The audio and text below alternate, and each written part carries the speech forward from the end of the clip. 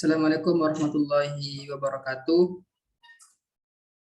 Pada kesempatan kali ini saya ingin mempresentasikan tugas ujian tengah semester dari mata kuliah Hukum, Pengendalian dan Perencanaan dengan judul Program PTSL dan PTSP dalam mengurangi pelanggaran hak atas tanah. Sebelumnya perkenalkan, nama saya Ahmad Faris Al-Farizi, NIM 18 19 10 50 10 39. Selanjutnya topik pembahasan kita pada kali ini yaitu ada 4 topik pembahasan. Yang pertama pengertian dan definisi, yang kedua latar belakang, yang ketiga program PTSL dan PTSP, yang keempat studi kasus. Selanjutnya yaitu pengertian dan definisi. Yang pertama yaitu PTSL atau Program Percepatan Pelaksanaan Pendaftaran Tanah Sistematis Lengkap adalah kegiatan yang diselenggarakan oleh pemerintah di bidang pertanahan pada umumnya dan di bidang pendaftaran tanah pada khususnya, yang berupa persertifikatan tanah yang dilaksanakan secara serentak atau bersama-sama dan penyelesaian sengketa tanah yang bersifat strategis.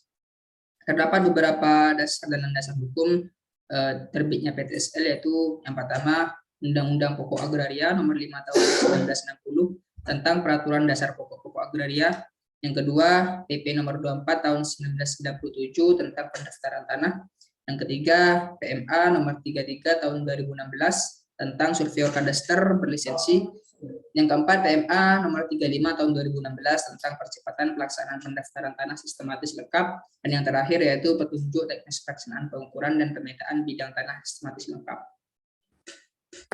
Selanjutnya pengertian dan definisi dari PTSP sendiri atau Pelayanan Terpadu Satu Pintu adalah kegiatan penyelenggaraan suatu perizinan dan non-perizinan yang mendapat pendelegasian wewenang dari instansi yang memiliki kewenangan yang proses pengelolaannya dimulai dari tahap permohonan sampai dengan tahap terbitnya dokumen yang dilakukan dalam satu tempat. Definisi ini tercantum dalam Undang-Undang Nomor 25 Tahun 2007 tentang penanaman modal. PTSP itu sendiri dibentuk di setiap provinsi, kabupaten, dan kota. Di provinsi dinamakan Badan PTSP, sedangkan di kabupaten atau kota dinamakan Dinas Penanaman Modal. Selanjutnya latar belakang dari munculnya PTSL itu sendiri, yang pertama jumlah bidang tanah di Indonesia kurang lebih 125 juta bidang. Hal ini tentu menjadi salah satu poin penting juga, di mana adanya PTSL itu sendiri objek utamanya itu tentang bidang tanah, dan yang kedua jumlah bidang tanah kurang lebih 51 juta bidang tanah terdaftar sampai dengan akhir 2017, 2 juta bidang.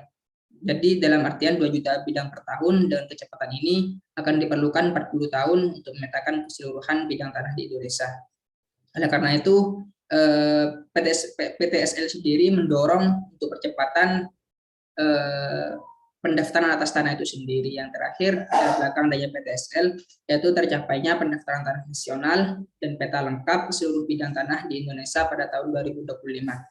Hal ini sesuai dengan arahan Menteri ATR BPN. Oleh karena itu diperlukan akselerasi melalui program PTSL dengan target. Bisa dilihat pada gambar di samping, program PTSL yang sendiri yang diterbitkan pada tahun 2017, bisa dilihat dampak dari adanya PTSL sendiri. Selanjutnya yaitu latar belakang adanya PTSP. Yang pertama yaitu peningkatan iklim investasi dan daya saing daerah. Yang kedua reformasi birokrasi, pelayanan publik yang prima. Yang ketiga amanat peraturan perundang-undangan. Yang keempat prioritas nasional dalam rencana kerja pemerintah. Dan yang kelima yaitu menyatukan semua jenis izin dalam satu tempat. Hal ini nantinya munculnya PTSP itu sendiri. Selanjutnya yaitu telaah PTSL. Objek PTSL meliputi seluruh bidang tanah tanpa terkecuali, baik bidang tanah yang belum ada hak atas tanahnya maupun bidang tanah yang belum ada hak atas tanah itu sendiri. Pemerintah daerah, tanah badan usaha milik negara, tanah desa, tanah negara, tanah masyarakat hukum adat, kawasan hutan, tanah objek, dan from tanah transmigrasi dan bidang tanah lainnya itu juga termasuk dalam objek PTSL itu sendiri. PTSL itu sendiri juga merupakan langkah revolusioner yang dilakukan pemerintah melalui Permen ATR Nomor 12 Tahun 2017 yang dilaksanakan sebagai langkah dalam percepatan pemberian kepastian hukum dan perlindungan hukum hak atas tanah masyarakat secara pasti sederhana, cepat, lancar, aman, dan adil, serta merata dan akuntabel, sehingga dapat meningkatkan kesejahteraan dan kemakmuran masyarakat dan ekonomi negara, serta mengurangi dan mencegah sengketa dan konflik pertanahan yang ada di Indonesia. Selanjutnya yaitu merupakan syarat dan tahapan pengajuan PTSL. Yang pertama yaitu perlu disiapkan kartu keluarga dan kartu identitas berupa KTP. Yang kedua, surat permohonan pengajuan peserta PTSL. Yang ketiga, pemasangan tanda batas tanah yang telah disepakati dengan pemilik tanah yang berbatasan. Yang keempat yaitu bukti surat tanah, dan yang kelima bukti setor dan BPHTB dan PPH, kecuali bagi masyarakat yang berpenghasilan rendah yang dibebaskan dari keduanya. Berikut tahapan secara umum dari program PTSL itu sendiri. Yang pertama adanya penyuluhan, pendataan, pengukuran, sidang panitia A, pengumuman dan pengesahan, dan terakhir yaitu penerbitan sertifikat. Selanjutnya langkah umum dan pengajuan PTSP, ada 3 tahapan atau 3 langkah. Yang pertama itu pemohon mengambil nomor antrian yang telah disediakan. Yang kedua, pemohon wajib memenuhi semua persyaratan yang telah ditentukan untuk setiap layanan peradilan yang dimohonkan dan merupakan dasar untuk memproseskan serta menyelesaikan permohonan layanan. Dan yang terakhir yaitu petugas PTSP mencatat, lalu memverifikasi dan meneruskan kelengkapan berkas atau dokumen ke back office untuk diproses sesuai OSP yang telah ditentukan. Selanjutnya manfaat dari adanya PTSL dan PTSP itu sendiri yang ada 5 poin. Yang pertama, modal pendampingan usaha. Yang kedua, peningkatan kesejahteraan hidup masyarakat. Yang ketiga, mempermudah pemerintah daerah untuk melakukan penataan dan perencanaan kota. Yang keempat, meminimalisir permasalahan perebutan tanah, penyerobotan tanah, dan kejahatan lainnya. Dan yang terakhir, mewujudkan pembangunan yang rata bagi masyarakat seluruh Indonesia. Selanjutnya, program PTSL dan PTSP dapat mengurangi terjadinya bentuk pelanggaran hukum atas tanah. Program PTSL dapat menjadi jawaban dan solusi dari permasalahan hak atas tanah, dikarenakan apabila suatu bidang tanah telah memiliki hak hukum yang jelas, maka tanah tersebut akan terhindar dari permasalahan seperti sengketa dan perseteruan hak atas tanah lainnya. Sedangkan program PTSP itu sendiri dapat mengurangi terjadinya bentuk pelanggaran hukum atas tanah, menjadi solusi di mana dari permasalahan kepemilikan tanah, dikarenakan tujuan dari program ini adalah memberikan perlindungan serta kepastian hukum kepada masyarakat, ditunjang dengan adanya efisiensi dari proses pendaftaran hingga munculnya sertifikat atas tanah itu sendiri, sehingga nantinya meminimalisir terhadap pelanggaran-pelanggaran yang terjadi pada tanah itu sendiri. Selanjutnya studi kasus. Saya mengambil studi kasus dari jurnal yang tepatnya pada Kabupaten Sampang. Yang pertama yaitu tanah merupakan kebutuhan pokok atau kebutuhan primer bagi manusia untuk melangsungkan hidup dan kehidupannya. Tanpa tanah, seseorang tidak dapat melakukan hak-hak hidupnya secara normal dan aman seperti orang lain yang punya tanah. Ini dikutip dari Nuruz Zaman tahun 2016, nomor 4.